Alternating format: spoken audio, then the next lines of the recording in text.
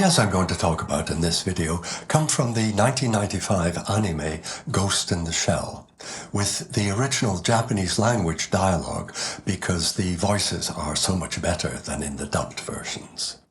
In each of the two parts of the video, we'll be looking at the film from three related perspectives: philosophical, transhumanist, and aesthetic.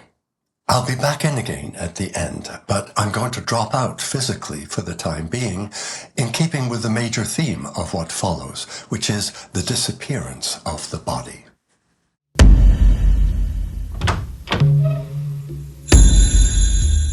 We can begin the story in 1985 with Laurie Anderson's magnificent concert film Home of the Brave, which begins with her pondering the differences between 0 and 1. Now, I'm no mathematician, but I'd like to talk about just a couple of numbers that have really been bothering me lately. And they are 0 and 1. What we are actually looking at here are the building blocks of the modern computer age. It's all here in a nutshell, the entire alphanumerical system, the A to Z, the 0 to infinity of digital intelligence. And of course she's right. We now have formidable forms of artificial intelligence encoded in zeros and ones. But here's a timely warning from the novelist J.M. Coetzee, who writes that immersion in digital technology can burn either-or paths in the brains of its users, and thus lock them irreversibly into its binary logic. Let's keep this warning in mind, since that burning and locking are currently intensifying polarization in our politics and societies.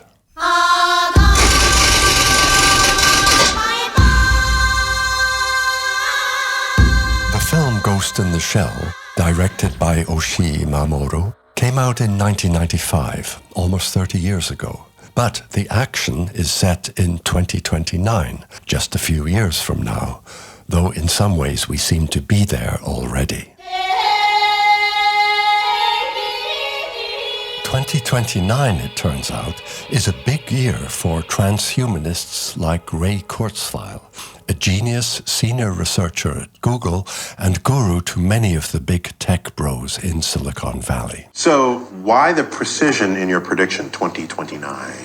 That sounds audaciously precise. Well, there's one thing that's surprising. Kurzweil has predicted that artificial intelligence will be indistinguishable from human intelligence by the year 2029, with the consequence that our kind can be transformed into the artificial kind and thereby extended indefinitely in time. Unsettled by human mortality, the transhumanists and futurists are aiming for digital immortality, to live forever by uploading the human brain, the title of an essay by Kurzweil from the year 2000. It's a matter, he writes, of freeing the human mind from its severe physical limitations. It sounds like a secular version of eternal life in the kingdom of heaven sometime in the future. But Kurzweil will attain this blessed condition by means of whole brain emulation. We scan my brain, recording everything, and then reinstantiate this massive database into a neural computer. A key component of this task is what they call the connectome, a map or model or wiring diagram of the structures and neural interconnections of the brain. The idea gained widespread attention through a TED Talk by the multi-talented scientist Sebastian Seung, with the title, I am my connectome.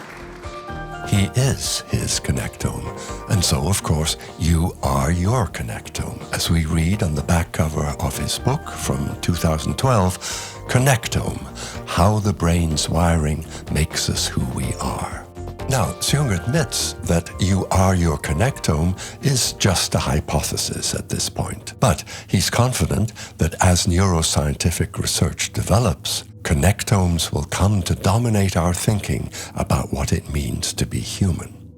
So, what it means to be human is to be reduced to the structure and functions of our brains. And if, as Jung writes, humankind might attain immortality, that will be thanks to the connectome as the basis for a computer simulation of ourselves. Such a simulation, or whole-brain emulation of a believer like Kurzweil, would produce something inferior to the puppet master in Ghost in the Shell, which is a self-preserving program capable of inserting itself into a vast network of information. And the product would also lack what really makes us human, a body for a start. And so, the big question is, will Ray, as a program, be able not only to live forever, but also to really be himself? A similar issue arises for Major Kusanagi Motoko, the protagonist of Ghost in the Shell, though her situation is rather different. Her human body was apparently destroyed, but medical technology saved her brain and installed it in an artificial cyber body, making her a cyborg. Thanks to her transplantable brain, she retains human awareness in her interaction with the world, while working through a cyber body that can be renewed and upgraded indefinitely.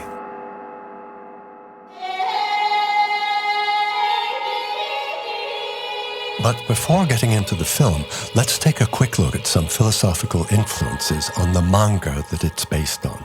Koukaku Kidotai, with a subtitle in English, The Ghost in the Shell. The author acknowledges borrowing the notion of the ghost from Arthur Koestler's book from 1967, The Ghost in the Machine. The images of ghost and machine refer to mind and body in classical dualist philosophy, which regards mental and bodily activities as different categories. But Koestler argues, as many philosophers do, that this makes no sense. Dualists have never been able to account for the obvious interaction between mental and physical. If I sprain my ankle, it hurts like hell, and the idea of icing it prompts the action of doing so.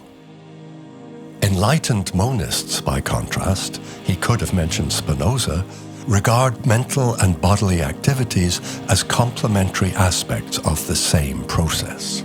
Koestler does acknowledge the influence of Gilbert Ryle here, and agrees with his criticism in the concept of mind of the dogma of the ghost in the machine, the myth of mind-body dualism that he ascribes to Descartes. It's not actually clear that Descartes himself is the culprit, but we can surely say that Cartesian dualism, which regards mind as separable from body, is a problematic worldview that still has a hold on the popular imagination. Many people believe they'll persist individually after death as disembodied souls in another, higher world. A belief that leads to a nihilistic attitude toward this life that says it's no good. We'll be returning to this topic when we compare Ghost in the Shell's take on body and mind with the dualistic attitude of the Silicon Valley tech bros. The film begins with a long sequence over 4 minutes before the credits appear, which sets up a dualism between the actual and the virtual. The first images are of a green virtual world, a network of electrons and light, representing the city where the action takes place. Ridley Scott's classic Blade Runner presented the prototype of this kind of dystopia back in 1982. The switch to the actual reality of Ghost in the Shell comes when the numbers representing the 2 police helicopters turn into the real things.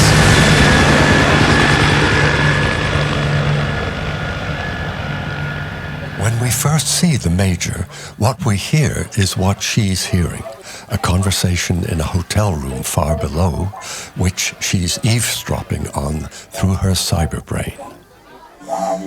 In a switch back to the green virtual, we then see what she's seeing, images of the men who are doing the conversing.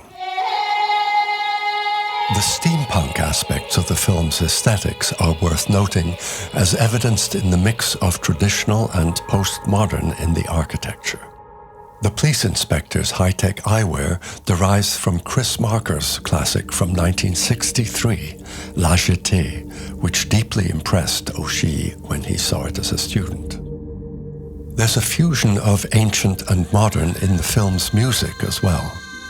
The main theme was inspired by performances of Bulgarian folk music that were influential in the mid-1970s through a record called Le Mystère des Voix Bulgares. Voices. Would you welcome, please, the Bulgarian State Radio Vocal Choir?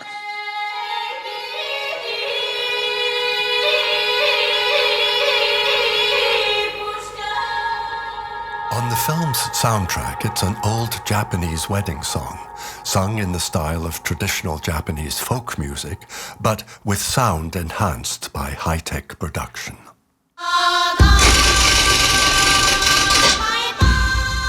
The opening credits are interwoven with scenes from the construction of the Major's body, ending with a blow-drying of the hair. There's a sudden cut to her face, seen close up in the blue of early morning with eyes still closed from sleep.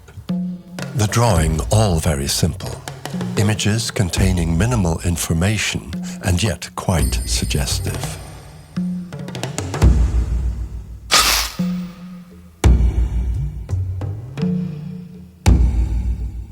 It gets even more minimal when she leaves the room, and we have 8 seconds where nothing happens.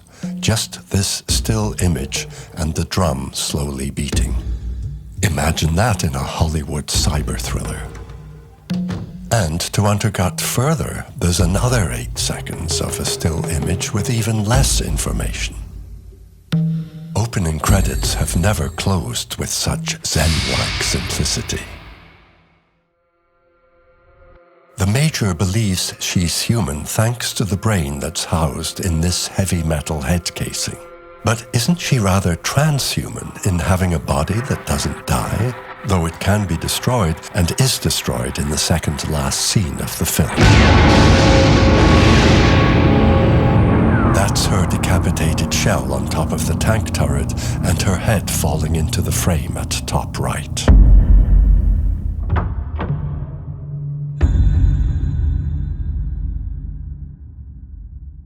So, that's it for now, and I do hope you'll come back for part 2, at the end of which I'll be back in person with an answer to the question of why robots can't dance.